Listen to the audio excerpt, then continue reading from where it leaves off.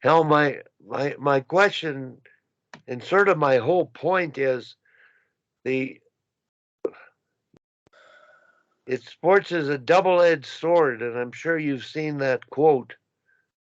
Doing things the right way, it can be wonderful, but doing things the wrong way, it can be disastrous. Yep. And it's adults that are responsible for that.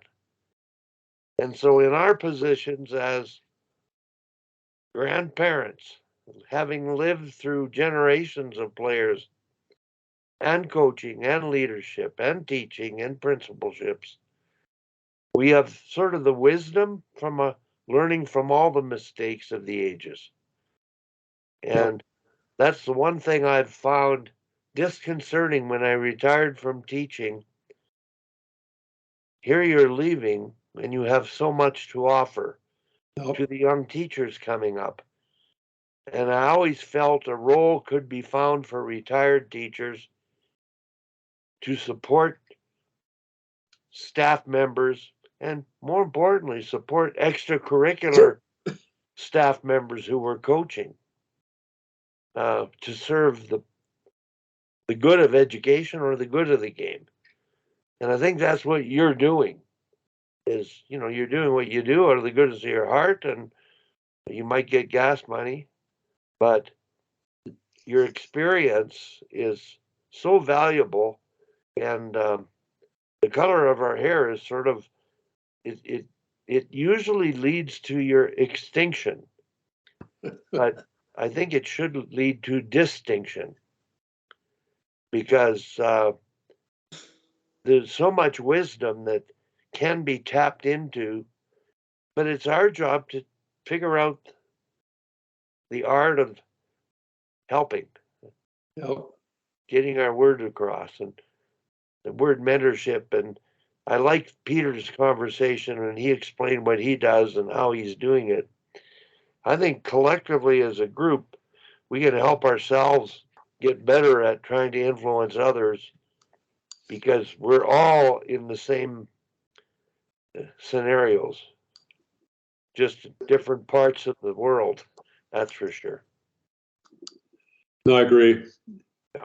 And it's a little frustrating, and even I've tried to work with our B coach, but our problem is all the coaches are parents, and they're just kind of moving up with their kids, and they, it's hard to even get them to come to, get to the rink on time.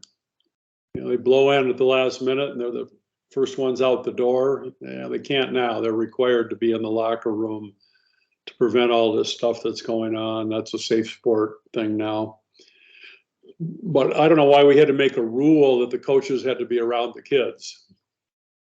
And, but we do, I guess. I gotta get rid of that phone call.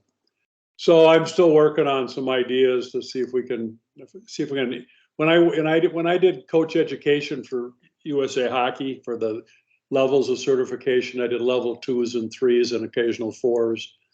I probably over the years talked to almost 10,000 coaches. Maybe not quite that many, but clearly 700 or 800 a year. And some of those clinics, I just ran the whole thing for 4 or 5 hours.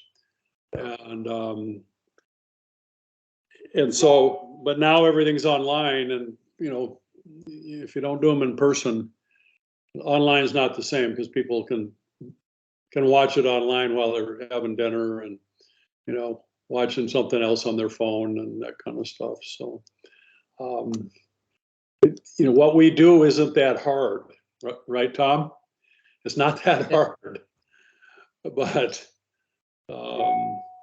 a phrase, I liked your phrase there, Wally, but I used to always say there's a right way to do everything, and then there's all the other ways to do it. So this is the right way. You can do it the other ways, but they're all wrong. I just got an email from the woman on that website. Let's see what she has to say. Thanks for sharing. The article is being well received. I appreciate the insight. I'll forward this to you, Wally. Okay. And let me just see if there's a link to it. I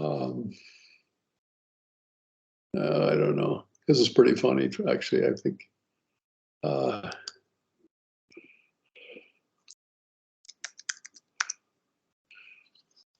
And Peter, I'll find the article. I'll send you a copy of the article. I got to jump.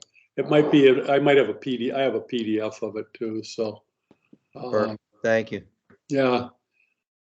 Hate to cut. Let me see if I can find it here while you guys are talking about something else. Well, that I could see what you guys are talking about the different levels. The team that practiced after us, I'm leaving. The coach is on the ice. There's about 5 players, skating around, shooting pucks around. Some players are wandering. They're all wandering out late. And as I left, a bunch of parents are bringing their kids to that practice. And we practiced like an hour and a half before that. And every kid was waiting at the gate for to be able to go on the ice. And it's just a totally different, they were playing at a lower level, but a totally different commitment by the parents for sure. Because they rely on they're young, so the parents have to get them there.